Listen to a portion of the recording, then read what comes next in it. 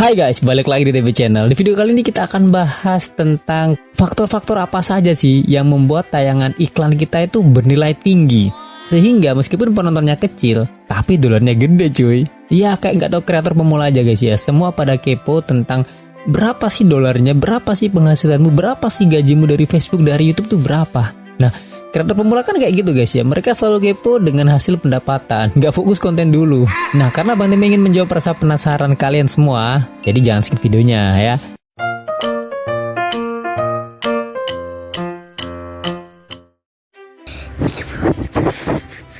Selama ini yang dipikirkan orang-orang tentang gaji Facebook adalah kalau tayangannya banyak, pasti dolarnya pun banyak.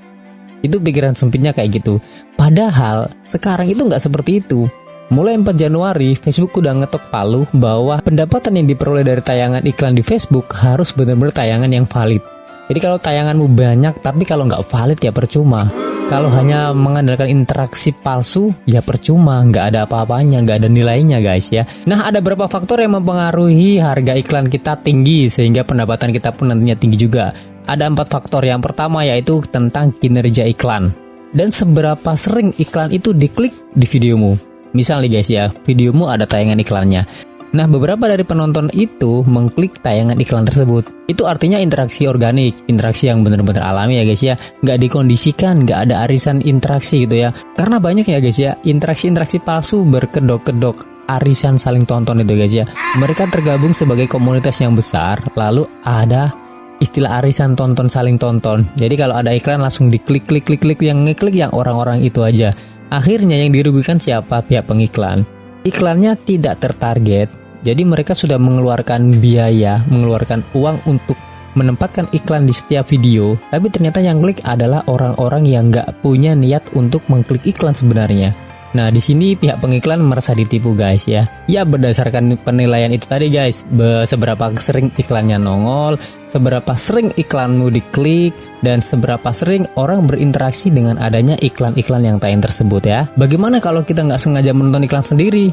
Ya harus kalian bedakan loh guys ya. Kita nonton video sendiri ketika ada muncul iklan itu ya sah-sah aja, asal jangan selalu ditonton gitu ya. Maksudnya jangan selalu diklik lagi, keluar lagi, diklik lagi, keluar lagi, diklik lagi. Jangan seperti itu. Karena nanti malah terdeteksi invalid traffic ya, atau nanti kamu bakal kena pelanggaran tuh guys ya, karena aktivitas palsu gitu ya. Oke, faktor yang kedua yaitu kualitas konten.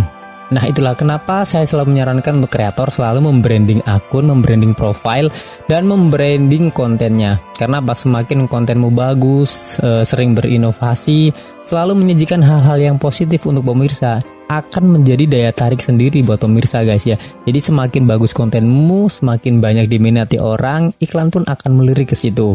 Karena apa? Dengan retensi penonton yang lebih tinggi atau waktu tonton yang lebih tinggi, iklan pun akan semakin banyak diminati. Karena apa? Orang menonton video sudah nyaman. Otomatis kalau ada iklan, mereka nggak bakal keberatan gitu ya. Beda dengan video yang acak-acakan. Kalau ada iklan juga, wah ada iklan pasti langsung di skip, ganti video yang lain. Beda dengan kinerja video yang bagus, video dengan durasi panjang pun kalau itu benar-benar membuat kita betah, kita akan nonton, bahkan iklannya pun nggak bakalan kita skip. Bahkan iklan yang ada tulisannya skip iklan itu nggak bakal di skip sama penonton. Apalagi dengan iklan yang nggak bisa di skip. Karena sudah jelas ya, iklan itu jenisnya macam-macam. Ada iklan banner, iklan overlay, atau iklan in-stream, atau iklan yang berupa hamparan-hamparan gitu ya. Jadi semua iklan tuh punya nilai tersendiri. Nah, ketika videomu dimasuki oleh iklan-iklan yang nggak bisa di skip, itu waduh nilainya luar biasa guys. Konten bagus, interaksi bagus, iklan yang nongol pun berkualitas tinggi. Nggak perlu penonton banyak pun, iklan ini akan nilainya semakin tinggi. Apalagi dengan interaksi-interaksi yang positif di dalamnya. Ingat, jangan salah kaprah, interaksi bukan kamu interaksi ke sana kemari. Interaksi yang terjadi di akunmu. Apalagi akunmu sudah monetisasi. Itu sangat berpengaruh terhadap para pengiklan dan hasil pendapatanmu nanti. Nah, yang ketiga adalah demografi audience atau pengklasifikasian penonton. Misal gini cuy, penonton yang tinggal di Indonesia itu beda dengan penonton yang tinggal di Amerika atau yang tinggal di India atau Bangladesh. Jadi meskipun iklannya sama, tapi ketika dia muncul di tempat atau muncul di wilayah yang berbeda, itu hasilnya pun akan berbeda, nilainya pun akan berbeda. Makanya kenapa di YouTube maupun di Facebook itu yang diserang adalah penonton Amerika, karena nilainya itu paling tinggi ya guys ya. Nah, selain negara atau wilayah, biasanya umur, jenis kelamin itu yang mempengaruhi pendapatanmu dari tayangan iklan. Contoh sederhananya, kalian pernah nonton TV kan?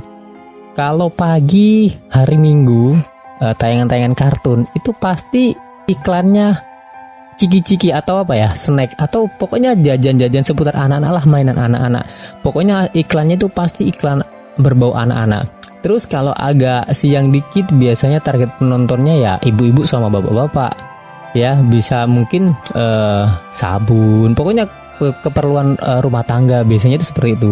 Terus kalau agak malam dikit biasanya itu iklan-iklan rokok atau iklan-iklan. Nah, kayak gitu guys ya. Dan yang terakhir, yang keempat yaitu metrik keterlibatan. Jadi semua interaksi di dalamnya, baik videomu di-share, videomu dikomentari, videomu dikasih like, semua yang terjadi dalam kontenmu, dalam videomu, ketika dia memunculkan sebuah iklan, ini balik lagi ke kinerja iklan ya guys. Jadi ini semuanya berkaitan, baik kinerja iklan dan kualitas konten. Nah, ini akan dinilai sebagai metrik keterlibatan yang sempurna. Jadi intinya buatlah konten yang menarik, konten inovatif, konten yang benar-benar membuat penonton itu betah untuk berinteraksi di dalamnya. Bang Timi rasa ke pembahasan interaksi sudah tamat kan kita ya. Jangan sampai kalian salah interaksi, jangan sampai kalian salah mengartikan interaksi. Oke guys, jadi itu aja yang mau Bang Timi sampaikan. Selalu bikin konten yang menarik, original.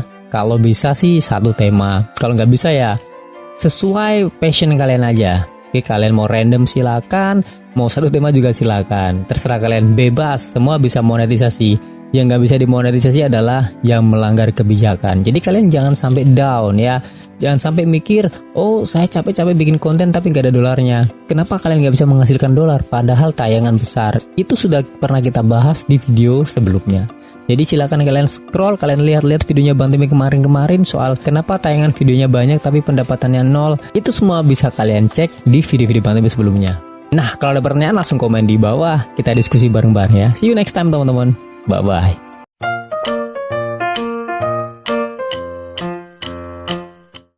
Tapi ketika dia muncul di tempat atau di wilayah